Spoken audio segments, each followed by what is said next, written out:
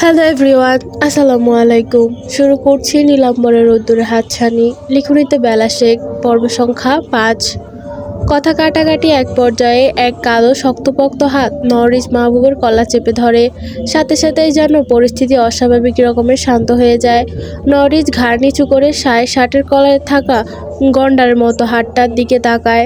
নখে ময়লা জমে আছে। সে এক মুহূর্তেও নেয় না হাতটা সরিয়ে নিতে। পরপরই মাটিতে পড়ে ফেলে এলোপাথারি ঘুষি ঘায়েল করে। মুখায়ব তার ভয়ঙ্কর বলিষ্ঠ একাধারে থাবায় বাবলু নাম নেশাখোর লোকটা গা ছেড়ে দেয়। নাক মুখ ফেটে গলা গলিয়ে তাজা রক্ত বহমান। বাবলুর পক্ষের লোকজন মাস্তানগুলো কয়েক মুহূর্তের জন্য যেন অনুভূতি শূন্য হয়ে পড়ে। এতটা হিংস্র কখনো দেখেছে বলে মনে হয় না তাদের। রক্তিম চোখ জোড়া যেন আগুনের ফুলকি হয়ে জ্বলছে ধাউ ধাউ। কপালে নীল শিরগুলো ফুলে উঠেছে। মুষ্টিময় হাতের একটা থাবা যেন আসুরের শক্তিতে পরিণত হয়েছে। তবে নিজ লোকের এমন পরিণতি তারা চুপ থাকে না। তেড়ে আসবে নওরিজ মাহবুব খেয়াল করে হাত থামিয়ে দেয়। বাবলুর বুকের উপর থেকে উঠে গমগমে আওয়াজে হুঙ্কার ছাড়ে। কেউ হাতাহাতি করার চেষ্টা করলে তার হাত আমি নওরিজ কুচি কুচি করে শকুনে দিয়ে খাওয়াবো। গ্রামের লোকজন কেউ আর সাহস পায় না হাতাহাতি করার। তারা নওরিজ মাহবুবকে চেনে তো। বান্দা সুবিধার নয়। তবে শহরের গোছের মাস্তানগুলো উত পেতে আছে। ঝামেলা একটা পাকাবে সিদ্ধান্ত নেয়। তবে সবার হঠাৎ থেমে যাওয়ায় অপ্রস্তুত হয়ে পড়ে। বাকিরা থেমে গেলেও এক লোক ভুঁই ঠেলে তেড়ে যায় এক সেগুন কাঠের তৈরি লাঠি নিয়ে হাতে। সময় না দিয়ে আক্রমণ করে বসে নওরিজের উদ্দেশ্যে। ঘটনা অতি দ্রুত ঘটায়। নওরিজ ঠাউর করতে শুধু সময় নেয়। সরে গেলেও কাঁধ বরাবর আঘাত লাগে। দাঁতে দাঁত পিষে চোখ বুজে নেয়। তৎক্ষণে নওরিজ লোকজন খেপে যায়। পাগলা কুকুরের মতো আক্রমণ করে বসে আগমন লোকগুলোর উপর। অপর পক্ষের লোকজন পিছু হটে হঠাৎ এমন হিংস্র গর্জনে। নওরিজ হাতটা ঝাড়ায়। হাতের রক্ত দেখে গা ছিটকে করে ওঠে। পাশে থুতু ফেলে। হাত এখন পরিষ্কার না করলেই নয়। পাশ থেকে সালেহউদ্দিন নওরিজের কাঁধে হাত রেখে বলে, বাবা তুমি ঠিক আছো? ছোট বেশি লাগেনি তো? এক কাম করো, তুমি বাহিরে আসো। ভাইটটা থাইক্কা। কুত্তার বাচ্চারা এত সাহস তোমার গায়ে টোকা দেয়? শালারে মাইরা নদীতে পুত্তা দিমু। জি চাচা, আমি ঠিক আছি বলে নওরিজ মাহবুব তার লোকদের ধমকায়। তাকে আঘাত করার লোকটা প্রায় আধমরা অবস্থা। মাটিতে পড়ে গোঙড়াচ্ছে কোনো রকম। নওরিজ তার এক হাত পায়ের তলায় পিষ্টে করে হিসিয়ে বলে, ইচ্ছে তো করেছে তোর হাতটা আলাদা করে দেই। তবে আমি খুব দয়ালু কি না? আমাকে জানলে এই ভুল করিস না নিশ্চয়ই। তুই যে শহর থেকে এসেছিস সেটা শহরের বাপ আমি। আরেকবার ওই এলাকায় দেখলে তোর 14 গোষ্ঠী রফা দফা করে দেব। আর নামটা মনে রাখবি, নওরিজ মাহবুব খান।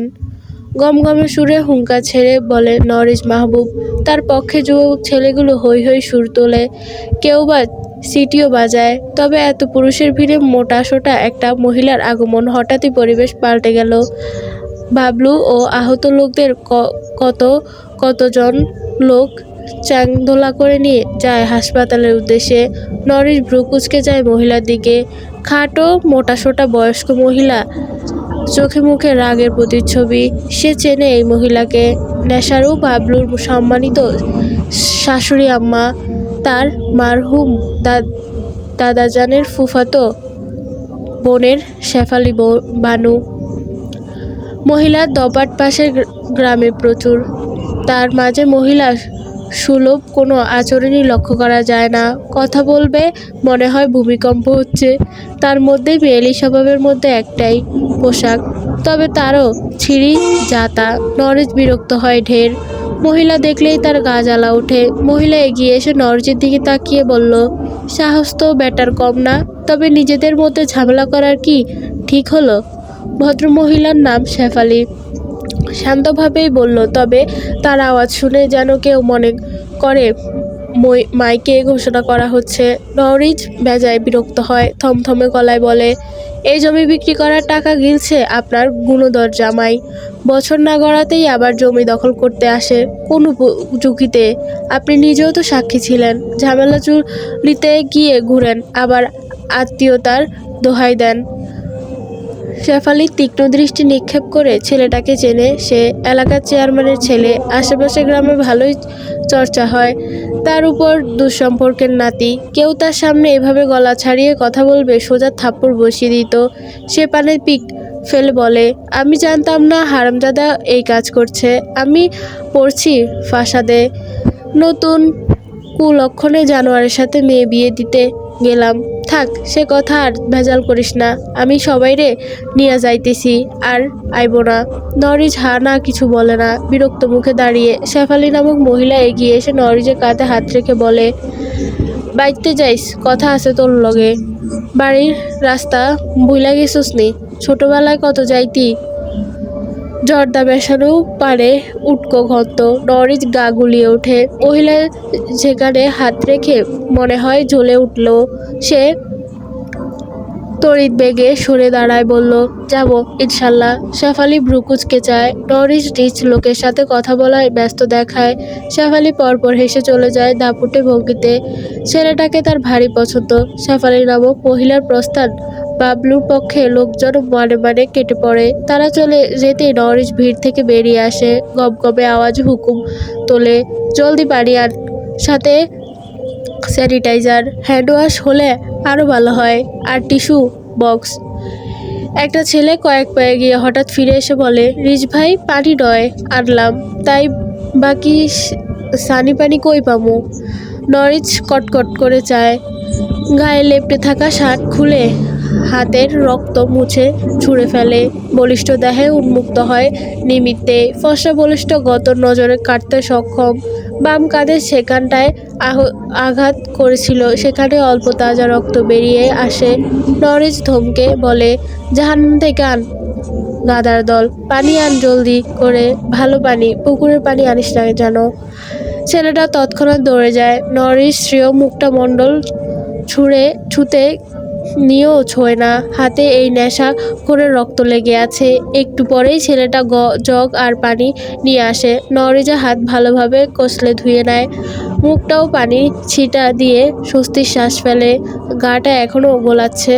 আঘাতপ্রাপ্ত কাঁধে হাত দিয়ে পানি ঢেলে দেয় বলে, আশেপাশে ফার্মেসি নেই, ওষুধের দোকান। মহির নামক এক ছেলে আঙুল উঁচিয়ে সম্মুখে দেখিয়ে বলে, রিজ ভাই, আশেপাশে বলতে ওই সামনে রণজিৎ আক্তারের ক্লিনিক আছে, হের বাড়িতে যাইবেন, চল। বলেই নরিজ হাঁটা দেয়। এভাবেই থাকা যাচ্ছে না। ক্লিনিকে হয়ে এসে বাড়ির পথ ধরবে। তার সাথে তার সব সাঙ্গপাঙ্গ হাঁটা দেয়। নরিজ ভ্রুকুচকে চায় তাদের দিকে। কি চাই? আমার পিছু আসছিস কেন? সালেহ কাকা, আপনি আর মহির, তুই আয় পথে, বাকিরা চলে যা। আর যেন কথা কাটাকাটি না হয়। একদল বাড়ি যা, 2 জন এখানেই থাক, পরিস্থিতি যেন না বিগড়ায়। উপস্থিত সকলে নত মাথায় সায় জানালো। নরিজ হাঁটা দেয় আবারও। সালাউদ্দিন ও মহির তার পিছনে। কাঁচা রাস্তায় লম্বা লম্বা পা ফেলে এগিয়ে যায়। পথিমধ্যেই একটা ভ্যানওয়ালা দেখা মিলে। তাতেই সাউরি করে রণজিৎ ডাক্তার বাড়ির সামনে উপস্থিত হয়। পুরানো আমলের একতলা ভবন। ভবনের একপাশে ছোট্ট একটা কুটির। সেখানেই ডক্টর রণজিৎ ক্লিনিক হয়, নিয়মিত রোগী দেখে। তবে আজ বন্ধের সাইনবোর্ড ঝুলছে দেখে নরিজ মাহবুব তিক্ত শ্বাস ফেলে ভ্যান চালকের বলল, চাচা, গাড়ি ঘুরান, চেয়ারম্যান বাড়ি যাবেন একটানে। ভ্যান চালক হেসে বলে, রণজিৎ ডাক্তার বাইতেই আছে, ভেতরে গিয়ে আপনার কথা কইলে ছুইটা আইব। ওই যে হের বাড়ির ছাদে কারা জানি কথা কয়, ডাকলেই সারা দিবনে। সালাউদ্দিনেও সায় জানালো। খেয়াল করে একতলা বাড়ির ছাদ থেকে বেয়ালি হাসির আওয়াজ ভেসে আসছে, সাথে পুরুষের দুষ্টু মিষ্টি গলা। সালাউদ্দিন ভ্রুকুচকে যায়। ভ্যান থেকে নেমে কয়েক কদম এগিয়ে ডাক দেয়, রণজিৎ কাকা, আসেননি বাড়িতে? রণজিৎ কাকা। বলে উৎসুক নজরে মাথা তুলে ছাদের পানে তাকায়। ছাদের উদ্দেশ্যে সবাই উকি দেয়। হাস্যোজ্জ্বল চেনা মুখায়ব দেখে থপকায় সালাউদ্দিন। অবাক চাহনিতে চায় পরিচিত মানবীর পানে। মুখগহ্বর হতে অফুরন্ত সুরে নির্গত হয়, সোরেলা। সোরেলা ডাক ষষ্ঠ ইন্দ্রিয়তে জ্বালা দিতেই নরিচ সজাগ হয়। ঝড়ের বেগে ভ্যান থেকে নেমে ছাদের দিকে ঘাড় উঁচু করে চায় অবাক চোখে। সোরেলা এখানে কি করে? ছাদে দণ্ডায়মান কিশোরীর চোখে মুখে আকাশসম আতঙ্ক। ভয়ে চোখ মুখ বিবর্ণ হয়ে আসে। লুকিয়ে পড়ারও কোনো অবকাশ নেই। বাবা তো দেখেই নিয়েছে, তার পিঠে আজ কাঁচা কুচি ভাঙবে, এভাবে হাতে নাতে ধরা পড়বে। সোরেলা গুণাক্ষরেও টের পায়নি। সে অসহায় চোখে পাশের দণ্ডায়মান বান্ধবীর পানে তাকায়। তবে বান্ধবীর চাহনি ভিন্ন কিছু বলছে। তার চোখে আকার ক্রমশই বড় হয়। তড়িঘড়ি করে ঘুরিয়ে বাম পাশের রাস্তা তাকায়। নরিজ মাহবুব দেখে আরেক দফা শখ খেলো যেন। ভয়কে বেশি লজ্জাটাই পেল। শার্ট বিনা বুক ফুলিয়ে দাঁড়িয়ে, গতরের প্রতিটা পেশি যেন নির্লজ্জের মতো চোখ পাকিয়ে তাকিয়ে। সোরেলা নত মুখে কেটে পড়ে সাথে সাথেই। রণজিৎ বাবুর ক্লিনিকে নরিজ মাহবুব। শুধু ক্লিক বললে ভুল হবে। ক্লিনিকের ওয়াশরুমে হাত ধুচ্ছে অনবরত। এই নিয়ে 4 বার ধোয়া হয়েছে। 5 বার ভালোভাবে হ্যান্ডওয়াশ ব্যবহার করতে হাত ধুয়ে নেয়। মুখটাও কয়েক ঝাপটা দিয়ে বেরিয়ে আসে। রণজিৎ বাবু পরিষ্কার একটা গামছা দিলেও নরিজ ভদ্রতার সাথে না সহ্য করে বলে, দরকার নেই দাদা, আমি একটু স্যাভলন তুলো লাগিয়ে দিন এইখানটায়। নিজ কাঁধে ক্ষতস্থান দেখিয়ে বলে। রণজিৎ বাবু হেসে স্যাভলন তুলো সহ প্রয়োজনীয় সরঞ্জাম এনে নরিজের বসতে ইশারা করে। নরিজ চেয়ারে বসে ভদ্র লোক ক্ষতস্থানে পরিষ্কার করতে করতে বলে, ড্রেসিং করিয়ে দিচ্ছি, নইলে ইনফেকশন হবে। নরিজ কিছু বলে না। সালাউদ্দিন মুখটা থতমতে। সোরেলার উপরে চটে আছে তো বোঝা যাচ্ছে। রণজিৎ বাবু তা লক্ষ্য করে। সোরেলা নামক মেয়েটা এই জন্যই তো এত ভয় পেয়ে আছে। সে সালাউদ্দিনের উদ্দেশ্য করে বলে, সালাউদ্দিন, তোমার মেয়েটা ভারী পছন্দ হয়েছে আমার। কি সুন্দর কণ্ঠ তার, নামটা যেন সমর্থক।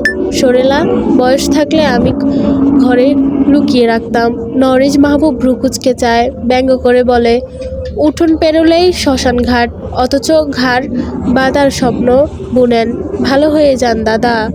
বৃদ্ধ রণজিৎ বাবু হেসে উঠে সাথে সাথেই জবাবে বলে, স্বপ্ন দেখতে দোষ কিসের বাপু? স্বপ্ন মানুষকে কাজ করার শক্তি যোগায়। তোমার স্বপ্ন নেই মানে তুমি অলস ব্যক্তি। যত স্বপ্ন দেখবে জীবন তত সফলতা আসবে। কথাগুলো ভালো লাগলেও নরিজ মাহবুব গম্ভীর মুখে বসে থাকে। রণজিৎ বাবু আবারও বলতে শুরু করে, আজ আমার নাতনির আশীর্বাদ। নাতনি তো ভয়ে হাঁটু কাঁপাকাঁপি। কৃষ্ণ ঠাকুরের পায়ে পড়ে কেঁদে যমুনা ভাসিয়ে দিচ্ছে। কিছুতেই পাত্রপক্ষের সামনে যাবে না, তাই ওর বান্ধবী দুটোকে আসতে বলেছিলাম। সোরেলা আর মারিয়া এসেছে, যদিও মেয়েটা একটু ভরসা পায়। আসলে বন্ধু বান্ধব থাকলেই ভীতি কেটে যাবে। হলেও তাই। মেয়ে হাসছে, মজা করছে, লাজে রঙা হচ্ছে। সালাউদ্দিন, তুমি কিন্তু মেয়েকে বকবে না বলে দিলাম। সন্ধ্যায় আশীর্বাদ হবে, আমি পৌঁছে দিয়ে আসবো বাচ্চা দুটোকে।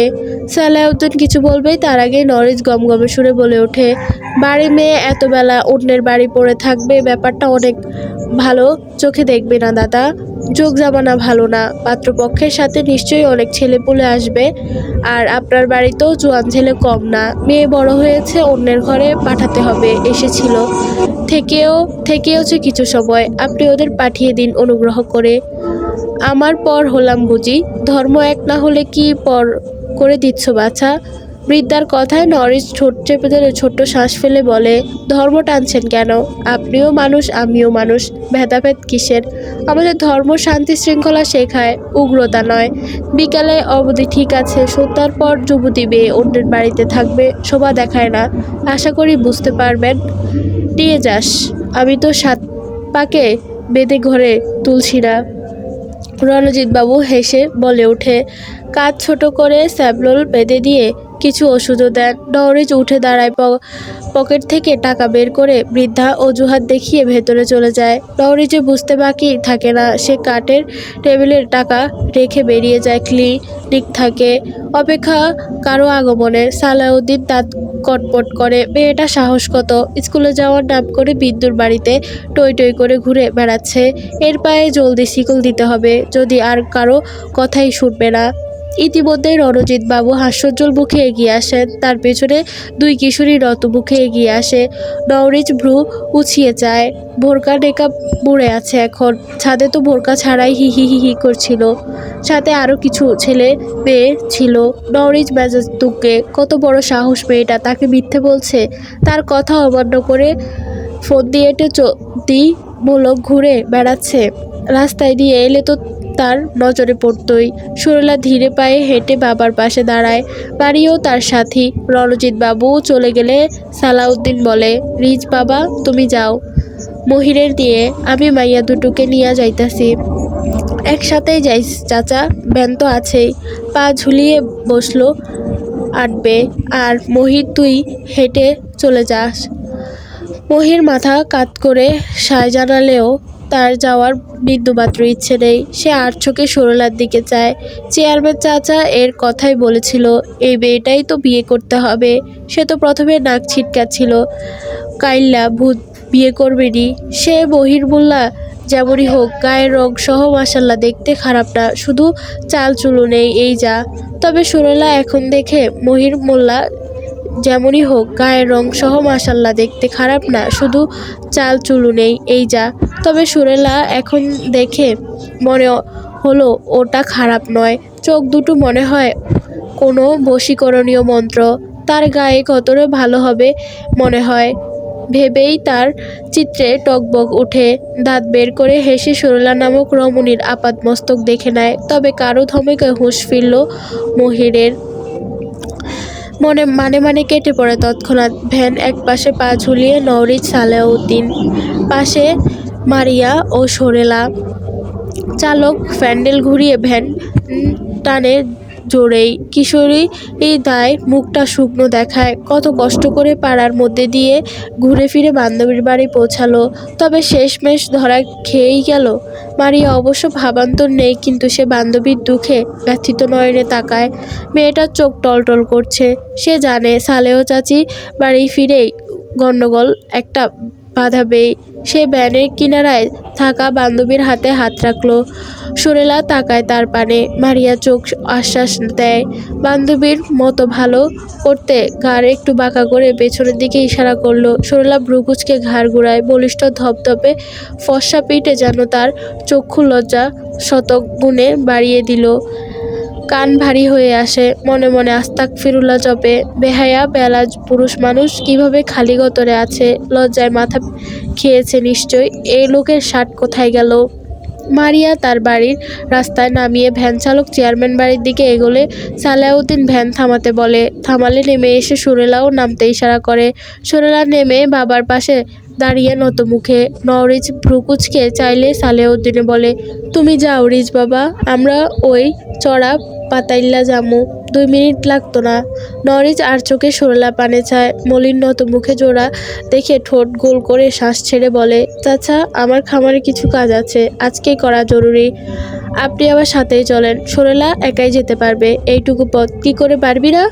সুরেলা হা মতো মাথা নাড়ালো ঘন ঘন। বাবা এখন ও বাড়ি গেলে রাতে দেরিতে ফিরবে, আবার নাও ফিরতে পারবে।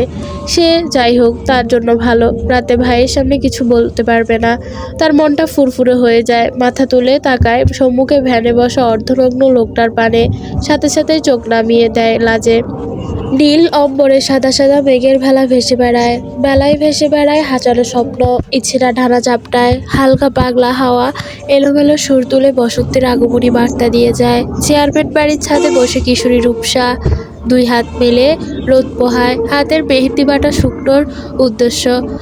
ফর্সা হাতে পানের রং মিশ্রিত মেহেদি পাতা পাটায় বেটে হাতে লাগিয়েছে। মেহেদির গন্ধ আশেপাশে মো মো করছে। এরই মাঝে ভাতের প্লেটে হাতে সামিনা বেগম এসে মেয়ের পানে টুল এনে বসে। রূপসা মুচকি হেসে হা করে। সাবিনা বেগম মেয়ের মুখে খাবার তুলে দেয়। রূপসা চিবুতে চিবুতে নিজ মেহেদি দেওয়া হাত দেখিয়ে বলে, আম্মু সুন্দর লাগছে না? গাঢ় রং না হলে কিন্তু আমি কেটে দেব। টকটকে রং হবে দেখিস। তোর ভাই কোথায় গেছে বলতে পারিস? মায়ের প্রশ্নে রূপসা বলে, সিন ভাইয়ের গ্যারেজে গেল তো বাইকটা পরিষ্কার করতে। ও আচ্ছা, শোন, সিনের বোনটা মানে সুরেলা কেমন রে? আমার তো মনে হয় রাগ ছুটা স্বভাবের। মায়ের কথায় রূপসা ভ্রু কুঁচকে চায়। হঠাৎ সুর আপার কথা কেন জিজ্ঞেস করলো? ভালোই মনে হয়। আবার তো কখনো ঝগড়া করেনি, তাই বলতে পারবো না। হঠাৎ ওর কথা জিজ্ঞেস করলে যে? না এমনি, কাল পরশু তোর বড় আপা আসবে। মায়ের কথায় রূপসা খুশিতে লাফ দিয়ে উঠে। উপচে পড়া আনন্দে আত্মহারা হয়ে বলে, সত্যি? আসলেই বাবু না হওয়া অবধি আর যেতে দেব না। দুলাভাইও আসবে? সেটা তো বললো না। তবে এ একা থোড়াই না আসবে, জামাই সাথে আসবে বোধ হয়। সাবিনা খাতুন বলে মেয়ের মুখে লোকমা তুলে দেয়। রূপসা খাবার চিবোতে চিবোতে বোনের গল্পে এতে ওঠে। এরই মাঝে কাজের মেয়ে এসে জানলা। রওশন ও তার এক বন্ধু এসেছে। সাবিনা খাতুন মেয়ের খুশি শেষ নিবালা পুড়ে দিয়ে তড়িগড়ি করে পা চালায়। রূপসা কিছু সময় বসে থাকে। হাতের মেহেদি প্রায় শুকিয়ে এসেছে। সে মুচকি হেসে ছুটে যায় ছাদের দিকে। আর রিনিঝিনি দুপুর শব্দ ঝংকার তোলে। হাতের মেহেদি ধুয়ে নেয় ঝটফট। লাল খয়েরি মেহেদি রঙা হাত। রূপসা নাক টেনে সুবাস নেয়। এখনো মেহেদির ঘ্রাণ নাকে বাজে। সে মুচকি হেসে আবারও ছুটে যায় দুই পাশের স্কার্ট হালকা উঁচিয়ে। বসার ঘরে দামি সোফায় বসে সিনাত সালেহ। সে আসতে চায়নি। রওশন জোর করে টেনে আনলো ভেতরে। সে তো বাহিরে অপেক্ষা করছিল। ঠোঁট ছোকা করে তক্ত শ্বাস ছাড়ল সে। পাশে বসা রওশন বন্ধুর পিঠে চর বলে, কি খাবি বল, চা নাকি শরবত? তোর মাথা খাবো। জলদি গিয়ে তৈরি হয়ে আয়, খেলা শুরু হয়ে যাইব 4টায়। অহত 4:30 বাজে। যাচ্ছি ভাই। সবসময় মেজাজ তুঙ্গে থাকে তোর। বলি স্বভাব পাল্টা, নইলে বউ টিকবে না। এটাও তাহলে বিয়ের কার্যক্রম চলমান থাকবে। একটা চলে গেলে আরেকটা। ফটাফট জবাবে রওশন ভ্রু কুঁচকে চায়। এই শালার মনে কথায় পারা যাবে না। সে উঠে দাঁড়ালো, ঘরে যাবে। এর আগেই সাবিনা খাতুন আগমন ঘটে। সিরাত ছোট্ট করে সালাম জানিয়ে কুশল বিনিময় করে। ভদ্রমহিলা হেসে জবাব দিয়ে সরাইখানার দিকে চলে যায়। ছেলের বন্ধু এসেছে, খালি মুখে বসিয়ে রাখা যায়? একটু চা নাস্তার ব্যবস্থা করা যাক। এমনিতেই ছেলেটা কখনোই অন্দরমহলে আসে না। আজ যখন এসেছে খালি মুখে যেতে দিবে না। বসার ঘরে সিনাত সালেহ একা বসে নখ খুঁড়তে থাকে দাঁত দিয়ে। বিরক্তিতে মুখটা ঠাসা। এখানে আসাটাই ভুল হয়েছে। মনে হচ্ছে দৌড়ে বেরিয়ে যেতে। সে যেতেও যদিও রওশন মা অপেক্ষা না করতে বলতো। হঠাৎ দুপুরের রুমঝুম শব্দে সিনাত সালেহের কপাল সূক্ষ্ম ভাঁজ পড়ে। মনে হচ্ছে কেউ ইচ্ছে করে শব্দ বুঝছে। পাশে তাকাতেই হাস্যোজ্জ্বল এক রমণী নজর কাড়ে। সে তৎক্ষণাৎ নজর সরিয়ে নত মুখে বসে রয়। ভুলক্রমে তাকায় না আর সেদিকে। রূপসা ঘন ঘন পলক ফেলে। শব্দ করে ফ্লোরে পা ফেলে নুপুর বাজিয়ে মনোযোগ আকর্ষণ করার ব্যর্থ চেষ্টা করে। মেহেদি রাঙা হাতে নীল রাঙা কাচের চুড়ি বাজায় টুংটাং। যখন কিশোরীর মনটা বুঝতে পারলো তার চেষ্টা সফল কাম হবে না, তখন রাগ করে প্রচুর। সবাই তার দিকে মুগ্ধ চোখে হাঁ করে তাকিয়ে থাকে। কথা বলার বাহানা খোঁজে, অথচ এই খিটখিটে সিনাত ভাই কথা বলে না তো দূর, তার দিকে ভালো করেই তাকায় না। সে গাল ফুলিয়ে সিনাত মুখে দাঁড়ালো, হাত জোড়া বাড়িয়ে বললে, সিন ভাই দেখো তো কত সুন্দর রং এসেছে, সুন্দর লাগছে না? হো। তার ছোট্ট জবাবে কিশোরী মন ভারী নাখোশ দেখালো। তবে সেটা সিনাত সালেহের নজরে পড়েনি। পড়বে কিভাবে? তার নত মুখের চাহনি যে মেঝেতে আটকে। রূপসা থতমত অভিমানী সুরে বলে, তুমি তো দেখলেই না, না দেখলে আন্দাজ বললে? এই দেখো কি সুন্দর টকটকে রং এসেছে। না, নিষ্ঠুর হৃদয় লোকটা তাকালোই না। তোরে কিশোরী মনটা ভেঙে চুরমার করে দিল তার বরফ শীতল ধারালো অস্ত্রধারা। আপনিতেই খুশি হব। আমি আপনার কোনো আত্মীয় নই, না কোনো বন্ধু। তুমি ডাক শোনার শোভায় দেখায় না। রাগে আষ্টরম্য কিশোরী ধূপধাপ পা ফেলে চলে যায়। তার প্রস্থান সিনাত সালেহ আটকে রাখা শ্বাস টানল। আলালের ঘরের দুলালি দেখলেই কানে নিচে চটকানা দেওয়ার ইচ্ছে জাগে। এত ঢং এত আহ্লাদ দেখলে গা জ্বালা করে। সিনাত সোফায় গা এলিয়ে বসে, তবে আরেক নমুনার আগমনে একটু অপ্রস্তুত দেখায়। সম্মুখে দণ্ডায়মান ভদ্রলোকের চোখ মুখে স্পষ্ট বলে দিচ্ছে তার এখানে আসা ওনার পছন্দ হয়নি। সে ছোট্ট করে সালাম দেয়। রমজান মিয়া গম্ভীর মুখে প্রশ্ন করে, তুই এখানে কি করছিস? তুই সম্বোধনটা পছন্দ হলো না সিনানের। কথা বলার ভঙ্গিমা নিতান্তই হের সুর, তবুও যথেষ্ট নম্র গলায় বলে, স্কুল মাঠে খেলা আছে, আমিও খেলতে যাচ্ছি সেখানে। যাওয়ার পথে রসানের সঙ্গে দেখা, যাবে বলে টেনে তৈরি হতে ছুটেছে। রমজান মিয়া দাঁত কিরমির করে। আগে তো বাড়িতে ঢুকতো না, আজ অন্দরমহলে ঢুকে পড়েছে। দিন দিন যেন মাথায় চড়ে বসছে। এটাকে এখানেই থামানো দরকার। এই ছোট ছোট চাল ভারী না পড়ে তাদের উপর। সে খানিকটা হেসে অপর সোফায় বসে বলে, দেখ সিনান, আমি স্পষ্ট কথা বলতে পছন্দ করি। শোন, বন্ধুত্ব বা কোনো সম্পর্ক সবসময় সমানে সমানে হতে হয়। একটু 19-20 মানিয়ে নেওয়া যায়, আকাশ পাতাল। আর ছেলেটার পিছনে ঘুরঘুর করা বাদ দিয়ে নিজের কাজে মনোযোগী হ। বুঝতে পেরেছিস?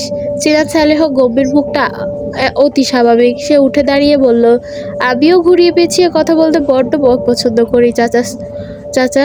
সরি ছোট সাহেব, আপনার ছেলেকে বলে দিবেন আমার কাছে এসে বিরক্ত না করতে। আমি ভাই খেটে খাওয়া ব্যস্ত মানুষ, কাজ না করলে পেটে ভাত জুটবে না। কাজ বাদ দিয়ে নামের বন্ধু টান্ত পেছনে ঘুরে বেড়ানোর বিন্দুমাত্র শখ নাই। আসি, আসসালামু আলাইকুম বলে অপেক্ষা করে না এক মুহূর্ত। লম্বা লম্বা পা ফেলে চলে যায় হনহনিয়ে। সামিরা খাতুন ট্রে ভর্তি নাস্তা ফলাদি সমাহারে এনে সিনারের খোঁজ করে। রমজান মিয়া রাগী চোখে তাকিয়ে কিছু না বলেই চলে যায়। তৎমধ্যে রসান গুনগুন করতে করতে উপস্থিত হয় সেখানে। বন্ধুকে না দেখে কপালে ভাঁজ পড়ে। খ্যাপাটে সিন চলে গেল নাকি তাকে রেখে। সন্ধ্যায় গড়িয়ে বেদিনী একটু আধারে নিমজ্জিত হতেই বিদ্যুৎ মহাশয় ঢোর আটকে পিরিতি করতে ব্যস্ত। গ্রামে বিদ্যুৎ এসে বেশ দিন হয়নি, এখনো সেভাবে ঘরে ঘরে পৌঁছায়নি। তাই বিদ্যুৎ আসলো কি গেল তাতেও কারো হেলদোল নেই। বিদ্যুতে এর পরলোক গমনে সুরেলা চাপা সুরে উচ্ছ্বাস প্রকাশ করে ঘর ছেড়ে বেরিয়ে আসে। ব্যাটারি চালিত লাইটের আলোয় কুপিতে কেরোসিন ঢেলে কুপি জ্বালায়। নিভু নিভু কুপি ধীরে ধীরে বিস্তৃত হয় আলোকিত ঘরে। সুরেলা লাইট নিভিয়ে কুপি হাতে দাঁড়ায়। সোনারঙা আলোর শ্যামলা মুখটা জলজল করে ওঠে। ডাগর ডাগর চোখ যেন এক অন্যরকম দ্রুতি জ্বলে ওঠে। চোখে কানিয়া ক্ষীণ আলোয় অতিচ্ছায় মনে হচ্ছে এ কোনো জাদু করণীয় রাজকন্যা। সুরেলা কুপি নিয়ে উনুন পাড়ে মাটির দেওয়ালের উপর রেখে দেয়। শান্তি বেগম রান্না ছড়িয়েছে। শুটকি মাছের ঘ্রাণে সুরেলা নাক টেনে উচ্চারিত সুরে শুধালো, শুটকি মাছ রাঁধছ মা? পুঁই শাকের ডগা দিয়েছ মা? গেদা আমার শুটকি মাছ চোখেও দেখবার পারে না, দেখলেই তো বাড়ি মাথায় তুলে নিব। ঘরে আর কিছু নাই যে? শান্তি বেগম বেজায় মনে প্রত্যুকার করল। সুরেলা চুপি চুপি গলায় আওড়ায়, শাপলার মায়ের মুরগি রাঁধছে, একটু নিয়ে আসি কইলে দিব। এক থাপ্পড় দিব ছাদর ছেমনি, যাতে জানি কোন তার না খাইয়া থাকবো, মাইছে জানবো না। উনি তরকারি চাইব, আর তোর ভাই খাইব? আলু মুরগি ডিম সিদ্ধ দিছি, আলু মুরগির ডিম সিদ্ধ দিছি, কষাইয়া দিবনে। আপনি যেন হেডাইতেই ভাগ বসান না। মায়ের ধমকে সুরেলা মুখখানা চুপসে যায়। সে কি আনতে গিয়েছে নাকি? সে দুরুম ধারুম পায়ে চলে যাবে। শান্তি বেগম হাঁক ছেড়ে বলে, কানে যাস ঠ্যাং ঠ্যাং কইরা, বিউটিরে পানি দে, শুকনা খের খাইছে। সুরেলা কল চেপে বালতি ভরে গরুর ছাড়িতে পানি দিয়ে হাঁপ ছাড়ল। গরু ফুসফুস করে ছাড়া শ্বাস সুরেলার মুখে লাগতেই সুরেলা ছিটকে সরে যায়। গরুটা শুধু গা ঘেঁষবে, কাছে আসলেই মাথা টান টান করে গলায় হাত বুলিয়ে ইশারা করে। তবুও তাই করলো। সুরেলা ভেংচি কেটে মাথায় হাত বুলিয়ে দেয়। ভালো লাগে কি সুন্দর তুলতুলে নরম গলা। নেওহাত ভাই তোরে আহ্লাদ করে, বউ টৌ বলে ডাকে, মধ্য সাধ্য তাই আদর করি।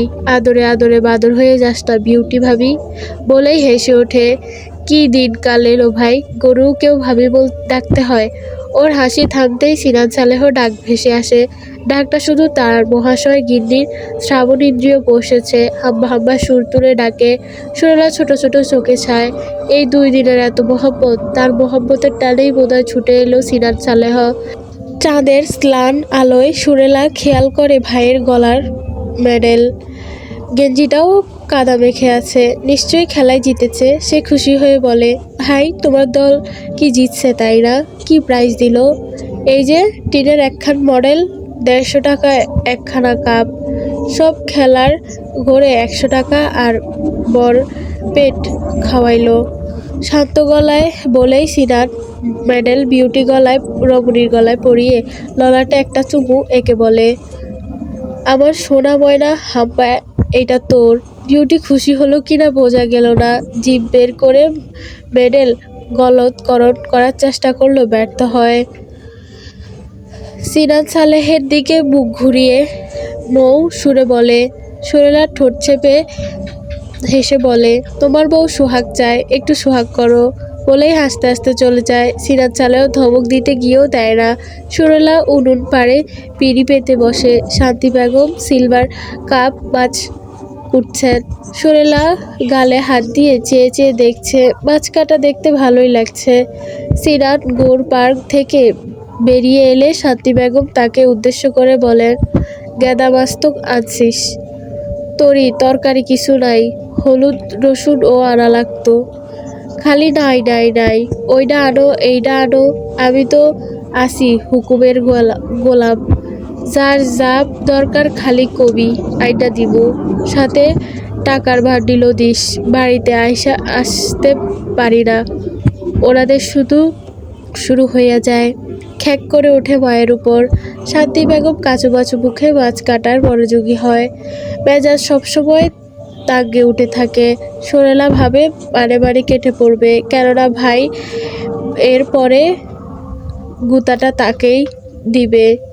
তবে কেটে পড়ার আগেই ঝাড়ি একটা খেলোই। সিনাত সালেহ ধমকে বলে, কই যাস তুই? সারাদিন খালি টই টই কইরা বেড়াস, বাড়ির কাজ করতে গা চুলকায়। 2 দিন পর শাশুড়ি এর ঝাঁটায় বাড়ি খাইয়া ফিরলে খবর আছে। সুরেলা করুণ মুখে বানিয়ে মায়ের পাশে বসে। মা মেয়ে দুজনেই মুখটা চুপসে বেলুনের মতো হয়ে আছে। নিকষ আধারে নিমজ্জিত অন্ধকারে দূরে অম্বরে জ্যোৎস্না মেলা বসেছে। সেই জ্যোৎস্নার আলোয় শুকনো মাটির উঠানটাও যেন চকচক করছে। উঠোনের এক কোণায় গাড় পাড়ে গরুটা বসে জব্বর কাটছে। মশামাছি তো ভোবো শব্দের সাথে ঝিঝি পোকার ডাক। গোয়াল ঘরে পেছনের দিকটায় মাঝ ছাড়ে কিছু একটা আছে। শুকনো বাঁশের পাতা মোড়ে মোড়ে এর শব্দ সৃষ্টি করে শিয়াল হতে পারে। বারান্দায় বসে সালাহউদ্দিন হু হু করে শব্দ ডেকে উঠতেই বাড়ির উঠোনে কুকুর ছুটে এসে ভুক ভুক ধরি তুলে ঝাড়ের দিকে ছুটে যায়। সালেহউদ্দিন খাওয়ায় মনোনিবেশ করে। দোচালা ঘরের রুয়াকে পাটি পেতে খেতে বসেছে বাবা ছেলে। কুপির নিভু নিভু আলোয় সম্বল। বিদ্যুৎ মহাশয় খবর এখনো পাওয়া যায়নি। এর মধ্যেই কুপি কেরোসিন ফুরিয়ে যেতে বসেছে। শান্তি বেগম ছেলের পাতে ভাত দেন। সালাহউদ্দিনের পাতও দিবে কিন্তু বারণ করে বলে, কী সব হুডি তোর পোলার নামে, কী সব দল বানাইব। পাশের এলাকায় সুরুজ হারাম খোরের সাথে ঘুষুর ফুসুর আলাপ চলায়।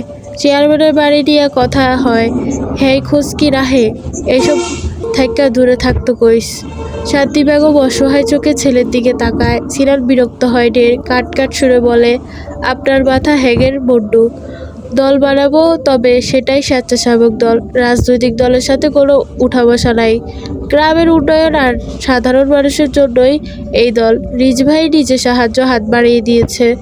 সালাহউদ্দিন পুরোপুরি না বুঝলেও আর কথা বলার সাহস করে না। শান্তি বেগম ছেলে হয়ে গোটা কয়েক গুণের কথা কয়, বলে, গরিবের ঘরে জন্ম নিছিস তো কি হইছে? আমার পোলা রাজপুত্রে আমার কাছে এইটুকু থাইকা সংসারে শুধু দিয়েই যাইতাছে, অথচ ওর সাতকার পোলাইট পাইট বিয়া কইরা বউরিয়া আলাদা খায়, বাপ মায়ের খোঁজ অবধি নেয় না। সালেউদ্দিন বিরক্ত হলেও কিছু বলে না।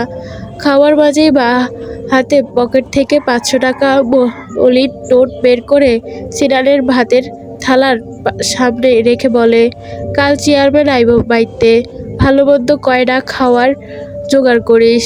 এই 500 সাথে কিছু ভৈরা বাজার করে আনিস। শান্তি তোর বড় লাল মুরগিটা জবাই দিস। শান্তি বেগম ভাবনায় পড়ে হঠাৎ চেয়ারম্যান আসার কারণ। তাদের বাড়িতে অতিথা গ্রহণ করবে তো। সিনানের কপালে গাঢ় ভাঁজ পড়ে, তবে টাকাটা পকেটে তুলে সময় নেয় না। ঢোকে ঢোকে পানি পান করে বলে, গরিবের বাড়িতে হাতির পাড়া, উদ্দেশ্যটা কি? তাদের বাড়ির দুলালি দিব নাকি? তয় আমার বিয়ে শাদি করার দেরি আছে আব্বা। আর স্পষ্ট গলা। সালাউদ্দিন ছেলের দিকে তাকিয়ে নিশ্চিত হেসে বলে, মাটিতে বৈশা চাঁদ ধরার শখ পোলার, সুরের জন্য বিয়ার প্রস্তাব দিছে একখান। সিনান অবাক হয় ঢের। বিয়ের প্রস্তাব নিশ্চয়ই রসার জন্য। নিমিষেই মেজাজ বিগড়ে যায়। বিকালে অপমানটা মাথাচাড়া দিয়ে ওঠে। আজ বিকালে আগে হলেও সে খুশি হতো, কিন্তু এখন খুশি হতে পারল না। বন্ধু বা যে কোনো সম্পর্ক সমানে সমানে হতে হয় যে, নইলে সুখ অনুভব করা যায় না। আকাশ পাতালের সম্পর্ক হয় বুঝি। অন্যদিকে শান্তি বেগম বেজায় খুশি হয়, উচ্ছ্বাসিত হয়ে বলে, কও কি বিয়ার প্রস্তাব? কার লগে? খুশি হওয়ার দরকার নাই। ওই মহির আছে না আমাদের লগে ঘুরে ফিরে, ওর লগেই বিয়া ধরছে। সালাউদ্দিনের কথায় সিনান অবাক হয়ে নিয়েও হয় না, নিজের উপরই হাসি পায়। কি উটকো ভাবলা তার। সে হেসে বলে, ভালোই তো, পছন্দ হইলে দিয়া দেন। এমনিতেও পাত্রপক্ষ শুধু আসে আর খেয়ে দে সাবার করে সেই যে ফুরয় হয়, জবাবটাও দেয় না। এটা তো বাড়ির কাছে, মেয়েও চোখে চোখে থাকবো। সালাউদ্দিন অবাক হয় ঢের। এটা কি সত্যি সিনাত বলছে? সে অবাক সুরে শুধালো, কি কস? আমি তো ভাবছিলাম তুই শুনেই বাড়িঘর মাথায় তুলবি। তাছাড়া আমারও মত নাই, বহির আমার বাইয়ার যোগ্য না। অহৎ চেয়ারম্যান সাহেবের মুখের উপর তো আর না বলতে পারি না। আইলে তুই বাড়া কইরা দিস। সিনাত খাবার শেষ করে থালায় হাত ধুয়ে উঠে পড়ে, গামছা মুখে মুছে বলে, আমি বাড়া করার কে? আপনার ভাইয়ার, আপনি যা ভালো বোঝেন করেন। আমি এর মধ্যে নাই। কিভাবে বিয়া দিবেন খরচপাতিও একটু হদিশ রাইখেন। আর বহির তো আপনার লগেই ঘুরে ফিরে, বাপ মা নাই, একলা সংসার করব। 1 নম্বরে ধরিবাজ লুচ্চা, কয়টা কামাই করে? বউ চালাবার টাকা কই পাইব? হয়তো একদমই ইনকাম করে না। শালা পুরা লুচ্চা। তার লগে সংসার করতে পারবো না সুর? কেন পারবো না? আমার মায়ের সংসার করতেছে না, সুরও পারবো? আমি কয় টাকা কামাই? কয় টাকা দেন সংসারে? নেশা পানি খান না? সিনাত সালেহের গম্ভীর হ্যাঁ সুর। সলেহউদ্দিন মুখটা যেন কেউ ঝাপা ঘষে দিল। সই ছেলের কাছে এভাবে অপমানিত হয়ে বেশ চটে যায়। ভাতের থালা ছুঁড়ে ফেলে হনহনিয়ে বাড়ির আঙিনায় ছেড়ে বেরিয়ে যায়। শান্তি বেগম আতঙ্কিত হয়ে কন্দরত দুর্বল গলায় বলে, সিনার আব্বা কই যান এই রাইতের বেলায়? কিন্তু তার গলা শোনার কেউ অপেক্ষা নেই। সিনার তাচ্ছিল্য সুরে এসে বলে, তুই কান্দস কেন? বললার তোর মসজিদ পর্যন্ত। খাইয়া নিয়ে জলদি কইরা আমি বিউটির ঘরে তুলি। বলেই ঘন ঘন করতে করতে সে গরুর কাছে চলে যায়। শান্তি বেগম আঁচলে মুখ গুজে কাঁদে। কান্নার সুর ছেলে অবধি পৌঁছাইলে আবার শুরু করে আরেক ক্যাচ্চা। মাঝে মাঝে মনে হয় সব ফেলে মরে বাজারে ঘুরে ফিরতে। শান্তির জীবনে এই অশান্তির শেষ কোথায়?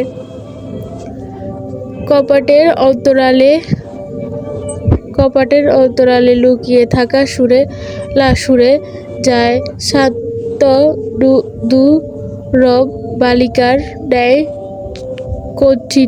চকিতে উঠে কথার গলা অবধি ঢেকে নেয়। কাঠের জানলায় কপাট খুলে দূরে অম্বরে জ্যোৎস্নার হালা শশধর পাড়ে চাকার উদাসীন চোখে। জানলা দিয়ে উকি দেয় এক মুঠো জ্যোৎস্না। কিশোরী হাসি মুখে তাকে বরণ করে নেয় না। সখী জ্যোৎস্নার সাথে রোজকার গল্পের খুঁটিনাটি শোনা না, অভিযোগের সুর তোলে না সুরেলা। তাকে উপেক্ষা করে সায় উদাসীকে বেছে নেয় কিশোরী। সখী তার ভেংসি কেটে চলে যায় দূরত্ব মেপে। সাথে সাথেই কিশোরীর আখি যুগল ভরে ওঠে বিষাদে। এটার মধ্যে গ্রামীণ কিছু ভাষা আছে যেগুলো অনেক কঠিন, আমার মুখ দিয়ে আসা সম্ভব হয় না, তারপরেও চেষ্টা করি আপনাদের জন্য দেওয়ার। তো সবাই ভুল ত্রুটি মাফ করবেন। আল্লাহ হাফেজ।